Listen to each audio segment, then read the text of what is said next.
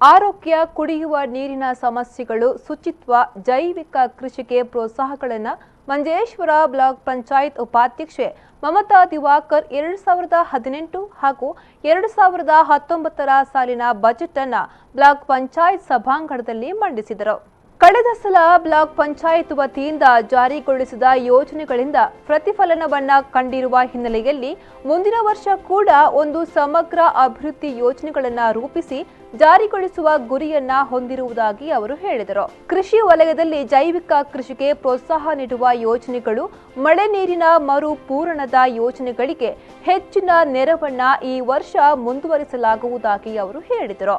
ಹೈನುಗಾರಿಕೆಯ ಅಭಿವೃದ್ಧಿಗಾಗಿ ಕ್ಷೀರ ಸಂಘಗಳಿಗೆ ಪಶು ಆಹಾರಕ್ಕೆ ನೀಡುವ ಸಬ್ಸಿಡಿಯನ್ನ ಮುಂದುವರಿಸಲಾಗುವುದು.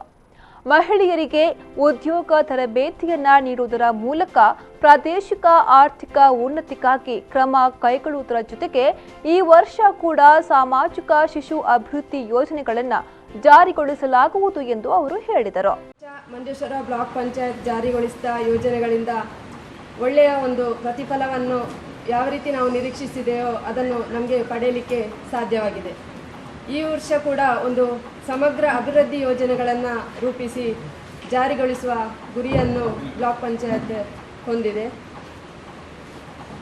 ಆ ನಿಟ್ಟಿನಲ್ಲಿ ವರ್ಷದಿಂದ ವರ್ಷಕ್ಕೆ ನಮ್ಮ ಪ್ರದೇಶದಲ್ಲಿ ನಾವು ಕಾಣ್ತಾ ಇರ್ಬೋದು, ಆರೋಗ್ಯ ಹಾಗೂ ಕುಡಿನೀರಿನ ಸಮಸ್ಯೆಗಳು ಉಲ್ಬಣಗೊಳ್ಳುತ್ತಾ ಇವೆ. ಆರೋಗ್ಯ ಹಾಗೂ ಕೃಷಿ ಹಾಗೂ ಶುಚಿತ್ವದ ವಲಯದಲ್ಲಿ ಹಲವಾರು ಯೋಜನೆಗಳನ್ನು ಜಾರಿಗೊಳಿಸಲಾಗಿದೆ.